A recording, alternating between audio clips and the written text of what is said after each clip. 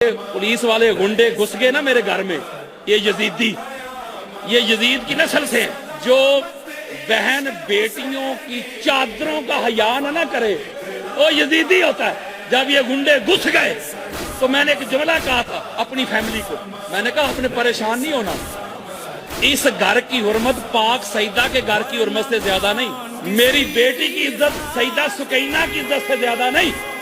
और हम करप्शन करने की वजह से नहीं जा रहे, चोरी नहीं की, किसी का माल गसब नहीं किया, किसी का माल नहीं लूटा, हमने कोई और गलत काम नहीं किया।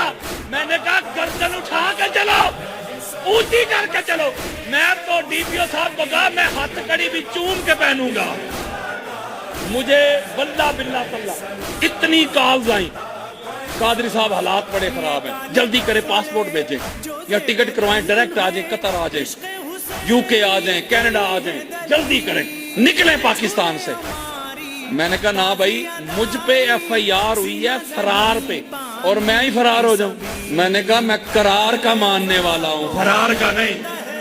और 4-4.5 माह से मैं फेस कर रहा हूं, भागा नहीं है, फेस किया और आज भी फेस कर रहा हूं। जो हालात है वो मैं आपके सामने बयान नहीं कर रहा, ये उधर है, मेरा मामला उसके साथ है। लेकिन मैं एक नुक्ता आपको समझाता हूं, इस घर को मानना ना कल आसान था ना आज आसान है।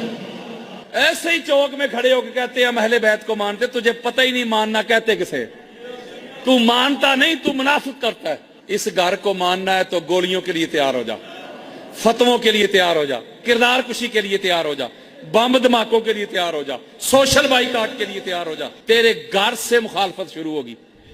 आसान काम है इनको मानना, एक आग का दरिया है और डूब कर जाना है। जरा सलावात पढ़ें।